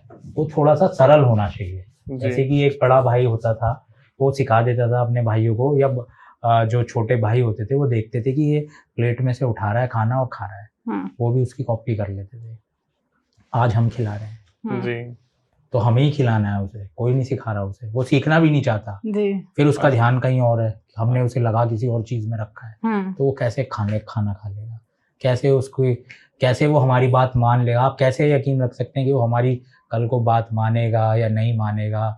और हम फिर कंपैरिजन कर देते हैं कि तू क्लास में जो है पढ़ता क्यों नहीं है, तेरे मार्क्स कम आ रहे हैं, उस बच्चे के इतने आ रहे हैं। बिल्कुल। तो हम जो रेस में भाग रहे हैं और अपने बच्चों को भी रेस में लगा देते हैं, उससे जो है बच्चों पे बहुत इफेक्ट पड़ता है। और ये नेचुरल सी चीज़ है, जब हम उसे प्रेशर डालेंगे उसके ऊपर किसी चीज़ का कि तू डॉक्टर बन, तू ये बन, तू वो बन, तू इतने मार्क्स ला। आजकल आप देखो परसेंटेज कितनी बढ़ गई है। हाँ जी। एक क्लास में अगर 50 बच्चे हैं तो 50 में से 30 के 100% है मार्क्स, हाँ 30 के 100% है। इतनी बढ़ चुका है कंपटीशन, बताइए अब 100 से क्या आएंगे फालतू। पहले सिर्फ इतनी इरादा था भाई पास हो जाना। और सबसे बड़ी बात तो ये 100 पे भी पेरेंट्स को तसल्ली नहीं है, जोर लगा रहे हैं कि इसके 100 में से 105 आ जाए। वो कैसे पॉसिबल है? जोर पूरा लगा हुआ है 100% पे भी। बिल्कुल बिल्कुल सही बात है। पढ़ाई पे इतना वो किया हुआ है, उसका शेड्यूल बना दिया है। किसी बच्चे को स्विमिंग नहीं करनी, किसी को करनी है, तो आप उसे नहीं करनी तो मत कराइए, उस पर फोर्स मत डालिए कि बराबर वाले, हमारा स्टेटस ऐसा है, बराबर वालों का बच्चा जो है स्विमिंग करने जाता है, तू भी जा जी। तेरा बच्चा बराबर वाले का बच्चा जो है जूता पहनता है 10,000 का, तू भी पहन। उसे हम थोपेंगे या जबरदस्ती उससे कुछ काम कराएंगे तो इससे भी बच्चे के माइंड पे एक बहुत बड़ा फर्क पड़ता है। ये बात तो है। ये पेरेंटिंग फर्क पड़ती है। और दूसरा, जब हम ऐसी चीज थोपते हैं तो हम अगर देखें तो ये जो है हम नेचर से उनको भी अलग कर रहे हैं। बिल्कुल। हम खुद भी अलग हो रहे हैं और खुद नेचुरल जो चीजें हैं, नेचुरल फिनोमिनन है, हम उनसे उन्हें दूर कर रहे हैं। हाँ जी। तो ये जो चीज हम कम करते जा रहे हैं आजकल, जो है इस चीज से जो पेरेंट्स या हम भी आजकल जो है बहुत ही इंटेलेक्चुअल होते जा रहे हैं और इन जो बेसिक चीजें थी हमारी, उन चीजों से जो हम दूर होते जा रहे हैं, तो हमारे बच्चों पे इसका बहुत इफेक्ट पड़ रहा है। और आगे आने वाले समय में जो हमारे जनरेशन है वो ऐसी हो जाएगी कि उन्हें बस काम के अलावा कोई मतलब नहीं। जो लोगों में प्यार, मोहब्बत, परिवार, ये सब चीज होती थी, रिश्ते नाते, आपकी बात मानना, आज हम अभी भी अपने पापा से, अभी भी मुझे अपने पापा मम्मी से डर लगता है इस उम्र। हाँ जी। तो उसका कारण यही है कि हमारे घर वालों ने हमारी पेरेंटिंग ऐसे की है। सही बात कि हमें डर लगता है। आज आप देख लो, आप कुछ किसी बच्चे को कह दो, वो बच्चा घर छोड़ के चला जाएगा। बिल्कुल। तो इसमें हमारा ही बहुत बड़ा फैक्टर है। आप ही उसे ऐसा कर रहे हैं। आप सबसे पहले आप उसके रोल मॉडल है। आप सुधरिए, आप अच्छा बनिए, अच्छा खाइए, अच्छा बिहेव करिए, अच्छे से रहिए, तभी वो अच्छा रहेगा। आप उसे टाइम दीजिए, बच्चे को उसकी प्रॉब्लम पूछिए, उसके साथ डिस्कस करिए, क्या उसके साथ प्रॉब्लम, स्कूल में भाई क्या हो रहा है पूछ लीजिए उससे। 1 घंटा उसके साथ बैठ के खाना खाइए तसल्ली से, उसके साथ वॉक करने जाइए, पार्क ले जाइए उसे ऐसे। लेकिन ये सब चीज़ कोई आजकल मायने ही नहीं रखती। सही बात है। चाहे मैं ही हूँ, चाहे आपको, ये आजकल चीजें हम कहनी तो बहुत आसान है, मैं भी कह रहा हूँ, लेकिन ये चीजें फॉलो हमें जरूर आज नहीं तो कुछ समय बाद करनी पड़ेगी।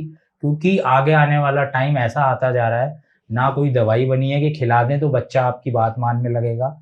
बच्चे को आप कहोगे ले बेटा दाल चावल खाने हैं तो तू दाल चावल ही खाएगा, ले बेटा तू ये किताब पढ़ तो वो वही पढ़ेगा। ऐसी कोई दवाई नहीं आने वाली, ना ऐसी कोई रिसर्च होने वाली है कभी, मुझे ऐसा लगता है। जी तो हमें इस वाले फॉर्मूले पे आना ही पड़ेगा। और बिल्कुल। ये वही फॉर्मूला है जो हमें एक सिखाता है नेचर के बारे में, जो हमारी नर्चरिंग ऑटोमेटिक कर रहे हैं। भगवान ने हमारा सिस्टम ऐसा बना दिया है, बनाया हुआ है, जिससे हम दूर होते जा रहे हैं। ट्रू। और गीता में जो है यही कलयुग है। हाँ जी, यही कलयुग है। कलयुग में यही है, यही कलयुग है। जो बिल्कुल, हमारा बिल्कुल। मन है, बच्चों का मन है। अर्जुन ने पूछा कृष्ण भगवान जी से गीता में कि मुझे आप ये बताइए, मैं आपकी बात मान गया सारी, मैं युद्ध करूंगा, मैं लड़ूंगा सबसे, मैं सबको मार भी दूंगा, पर जो ये मेरा मन है ये काबू में नहीं है, ये चंचल इतना है। मुझे संस्कृत में श्लोक याद नहीं है वैसे पूरा, कि इतना, मैंने गीता पूरी पढ़ी हुई है कई बार, मैं डेली पढ़ता भी हूँ गीता। हाँ, डेली पढ़ता हूँ गीता। तो जो मन की चंचलता है, इसको कैसे शांत करूं? जी। कभी ये भागता है कि तू राजा बन जा, कभी ये भागता है तू वहां चला जा, पूरी पृथ्वी का सम्राट बन जा, कभी ये करता है कि यार तू अपने चाचा ताऊ भाइयों से मत युद्ध कर, वापस चल, कभी मन करता है तू साधु बन जा। इस मन की चंचलता को कैसे करूं? तो कृष्ण भगवान ने बताया कि इस मन की चंचलता को मेरे पास भी कोई तरीका नहीं है रोकने का। ये मन की चंचलता तो तुझे खुद रोकनी है। बस मैं तुझे इसका ये बता सकता हूँ कि तुझे इसको जो है एक प्रयास, बार बार प्रैक्टिस करके अपने मन को कंट्रोल करना, इंद्रियों को कैसे कंट्रोल करना, प्रैक्टिस कर करके, और उसके लिए चाहिए डिसिप्लिन। जी। एक डिसिप्लिन, प्रैक्टिस करोगे, डिसिप्लिन करोगे, तभी आप इस मन पे कंट्रोल कर सकते हो, वरना इस युग में मन पे कंट्रोल नहीं हो सकता। बिल्कुल। ये गीता में साफ साफ कहा है। डॉक्टर साहब, एक आज के टाइम में बच्चों को प्रॉब्लम हो रही है ऑटिज्म की, स्टैमरिंग की। ज्यादातर बच्चे हगलाने लगे हैं, तुतलाने लगे हैं, और देखा गया है कि पढ़ाई में भी वो जल्दी उन चीजों को कैच नहीं करते जो चीज पहले बच्चे बहुत जल्दी कैच कर लिया करते थे। तो उसके पीछे के रीजन क्या है और उनके समाधान क्या है? देखिए, जो ऑटिज्म है वो एक बीमारी है, न्यूरो बिहेवियर डिसऑर्डर है वो। जी। उसमें जो है आप सबसे पहले देखेंगे कि सबसे पहली चीज उसमें मिलती है बच्चे में, आई टू आई कांटेक्ट। हाँ जी। वो आपसे कभी भी आंख मिला के बात नहीं करेगा, सबसे पहली चीज। बिल्कुल। दूसरी चीज उसकी डिले स्पीच होगी। हाँ जी। जो हमारे माइलस्टोन्स होते हैं बच्चे के, इस उम्र पे बैठता है, इस उम्र पे दांत निकलते हैं, इस उम्र पे सपोर्ट लेके चलता है, इस उम्र पे घुटने से चलता है, ये कुछ माइलस्टोन्स होते हैं बच्चों के। बिल्कुल।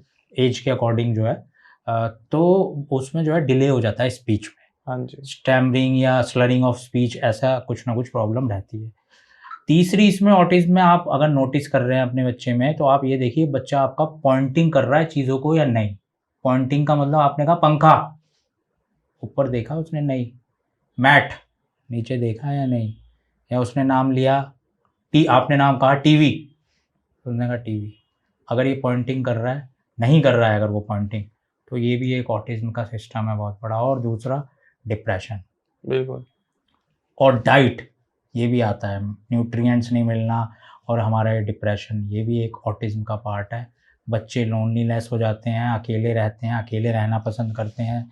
ख़ास तौर से फीमेल्स, जो हमारी गर्ल्स हैं आजकल एडोलसेंट, उनकी बहुत प्रॉब्लम है, जो वो घर वालों से शेयर नहीं करती हैं। बॉयज़ की भी प्रॉब्लम होती हैं, शेयर नहीं करते हैं, उस वजह से वो लोनलीनेस रहते हैं। और इन सब चीज़ों का बस वही एक, आज की तारीख में कोई दवाई गोली नहीं बनी कि मैं खिला दूं और वो ठीक हो जाए। आपको ही उनका इलाज करना है। बिल्कुल। आपको उन्हें जो है अपने पास रखना है, बैठाना है, आपको उनसे बात करनी है। कोई गलत चीज़ कर रहे हैं उनको टोकना है, उसको समझाना है कि बेटा ऐसा नहीं करते, इन चीज़ों का ये गलत इफेक्ट पड़ेगा, परिवार ऐसे चलता है, ये सब चीज़ आपको समझानी है। और उसे रेस में नहीं लगाना, ये भी एक बहुत बड़ी चीज़ है। जब आप ये सब चीज़ नहीं करते हैं, तो बच्चा आपका इन सब चीज़ों से ठीक हो सकता है और बाहर आ सकता है। बिल्कुल। इन सब चीज़ों पे जरूर पेरेंट्स को ध्यान देना चाहिए। पेरेंटिंग का एक ये बहुत बड़ा रोल है। जी। तो आजकल देखा गया है डॉक्टर साहब कि बच्चों में ना खून की कमी बहुत ज्यादा हो रही है, और खून की कमी के साथ बच्चे देखें मिट्टी भी बहुत ज्यादा खाते हैं। तो ये क्या रीजंस है? इंडिया में 100 बच्चों में से 65% बच्चे एनीमिक है। बिल्कुल। जो एनीमिया होता है, इसमें खून की कमी होती है। जी। आपको पता है पहले जमाने में कड़ा क्यों पहना जाते थे? सरदार जो होते थे कड़ा क्यों पहनते हैं? क्यों कहा जाता था कि कड़ा पहनो? या पहले आपने देखे भी हो लोग बाग लोहे की बनी चीज या हाँ जी, कड़ा हाँ जी, या हाँ जी। पहनते थे। जी जी ये तो अब आ गया स्टील का पहन लिया, ये पहन लिया गोल्ड का। पहले लोग बाग लोहे का पहनते थे। हम्म, उसके पीछे एक लॉजिक था, क्योंकि क्या? हमारी स्किन से भी आयरन का एब्जॉर्प्शन हो जाता था। हाँ हम्म, जी। और जो पुराने लोग देखोगे आप, उनको आप देखोगे वो कभी पीले नहीं दिखाई देंगे, आपको लाल दिखाई देंगे। अब तो आपको जो है लाल दिखेंगे ही नहीं लोग बाग। जो है दो ही कंडीशन में लाल दिखेंगे अब, या तो लोग बाग या तो किसी ने चाटे मार दी हो या फिर या मेकअप कर रखा हो। जी। ठीक है, तो पहले लोगों में हीमोग्लोबिन बहुत अच्छा रहता था। जी। और उसका एक फैक्टर और ये भी था खान पान। जी हाँ पहले जी। खान पान बहुत शुद्ध था, अच्छा था, नेचुरल था। आजकल सब आर्टिफिशियल, सारी चीज वही है। हमारा लाइफस्टाइल, बिल्कुल। Lifestyle modification. आप अपनी लाइफस्टाइल को मॉडिफाई करो, मैं आपको गारंटी दे सकता हूँ, आपकी बीमारी भी, आपकी हेल्थ भी, आपकी मेंटली भी, आपका सोशल इकोनॉमिक स्टेटस भी, और आप अपनी ग्रोथ, सब चीज़ों में आप देखेंगे आप आगे चलते चले जाएंगे अगर आप अपना लाइफ स्टाइल चेंज कर लेते हैं। Life style modification is a basic of all the now time all the disease, बिल्कुल। जो खास तौर से हमने आज डिस्कस की हैं, हाँ जी। हाँ खास जी। तौर से उन चीज़ों में। तो बच्चों में आयरन डेफिशिएंसी एनीमिया देखा गया है। आपने देखा होगा कुछ बच्चे मिट्टी खाने जी, लगते जी। हैं, पेंट खाने लगते हाँ हैं। जी। जी, हाँ जी। जी। हाँ जी। एक टर्म होती है, उन्हें कहते हैं पाइका। पाइका। पाइका। पाइका ये बीमारी का नाम है, इंग्लिश में हमारी मेडिकल टर्म है। इसमें क्या होता है, बच्चा नॉन न्यूट्रिटिव सब्सटेंसेस खाने लगता है, ओके। जैसे कि पेंट। आजकल तो मिट्टी मिलती नहीं है, हाँ, तो घर- दीवार को तो खरोच के। दीवार पे खरोच के वो पेंट खाने लगेगा। कुछ कपड़े खाने लगेंगे, मुंह में डाल लेंगे, कुछ कागज चबा लेंगे। हाँ जी। हाँ एक जी। मेरे पास पेशेंट आए थे कि वो कहते हैं ये एक रोटी के बराबर एक कागज खा लेता है पूरे दिन में। तो वो non nutritive substances, non nutritive जो जिसमें कोई न्यूट्रिशन नहीं है, वो खा लेते हैं। और इससे क्या होता है कि हमारी जब बॉडी में हीमोग्लोबिन कम हो जाता है जी। एक लेवल से, तो हमारे ब्रेन को मैसेज जाता है कि आप नॉन न्यूट्रिटिव चीज खाओ। ओके। तो बच्चा उन चीजों पे लग जाता है, हाँ जी। और इसमें आप जब तक उसे नहीं टोकेंगे, नहीं समझाएंगे, वो नहीं रुकता है। जी। और दूसरा, आयरन डेफिशिएंसी एनीमिया बहुत कॉमन है बच्चों में।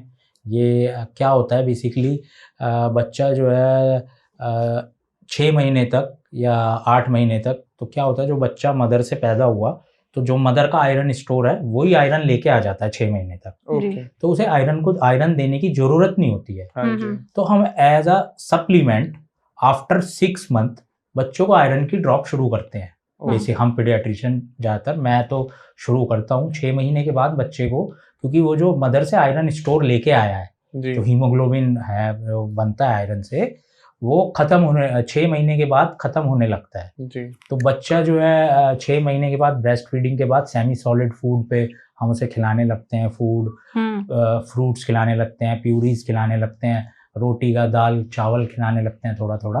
तो वो क्या होता है, उसको आयरन की उसमें कमी होती है हमारे फूड में। ठीक है। बेसिकली जो हमारा फूड है, हमारा इंडियन कल्चर में आयरन की थोड़ी कमी होती है, तो हम सप्लीमेंट के रूप में 6 महीने के बाद और करीब करीब 1 साल तक, और कभी कभी ज़्यादा भी, बच्चों को हम जो है आयरन की ड्रॉप्स या आयरन के सिरप देते हैं, जिससे आयरन डेफिशिएंसी एनीमिया ना हो। ओके। इसके कम होने से बच्चे को काफ़ी डिजीज़ भी हो सकती हैं और काफ़ी हेल्थ प्रॉब्लम भी होते हैं। जब हीमोग्लोबिन बॉडी में कम होता है तो इम्यूनिटी भी वीक हो जाती है। बिल्कुल। तो बच्चों को हम जो है, और बेसिकली जो 6 महीने से छोटे बच्चे हैं उन्हें हम सप्लीमेंट में विटामिन D3 की ड्रॉप्स, अच्छा। ये भी हम सप्लीमेंट के तौर पे देते हैं, क्योंकि विटामिन D3 भी नहीं मिलता है माँ के दूध, क्योंकि हम केवल माँ का ही दूध दे रहे हैं और तो कुछ नहीं दे रहे हैं 6 महीने के बच्चे तक। बिल्कुल। तो कुछ चीज़ें ये हम विटामिन D3 की ड्रॉप चलाते हैं, कम से कम 3 4 6 महीने। कुछ डॉक्टर 3 चलाते हैं, कुछ 6 चलाते हैं, और 6 महीने के बाद हम ये आयरन की ड्रॉप देते हैं। और कोशिश करना चाहिए कि जब 2 साल के बाद बच्चा बड़ा हो जाए, हाँ जी। 3 4 5 साल का, तो आयरन से रिलेटेड, जिसमें आयरन ज़्यादा हो, जो हीमोग्लोबिन हमारे फूड्स हैं ऐसे कुछ, आप नेट पे सर्च करेंगे आपको मिल जाएंगे। कैरेट जैसे हो गया, अनार हो गया। नहीं, सबसे ज़्यादा ये भी पालक। लोगों में एक बहुत बड़ा मिथ है, पालक। सबसे ज़्यादा आयरन मिलता है एक ऐसी चीज़ में जिसे आप सब लोग आजकल खाना नहीं चाहेंगे। क्या? और पुराने ज़माने में वो आपकी और मेरी मम्मी बहुत खाती थी, आपकी भी मम्मी बहुत खाती थी, चौलाई। चौलाई। हाँ, ये क्या होता है? चौलाई के लड्डू। चौलाई जो होती है, चौलाई में सबसे ज़्यादा आयरन है। अच्छा। अगर आप चौलाई खा रहे हो 1 चम्मच, तो आपको बच्चा या आप भी कभी भी आयरन डेफिशिएंसी एनीमिया आपको नहीं होगा। आप गोरे, अच्छे, मस्त, एकदम हष्ट पुष्ट रहेंगे। पता चौलाई में सबसे ज़्यादा आयरन होता है, लोगों को पता नहीं है। उसके बाद होता है जैगरी गुड़ में। ओके। तो पहले चौलाई और गुड़ पहले यूज होता था बहुत, हाँ अब जी, होता नहीं हाँ है। जी।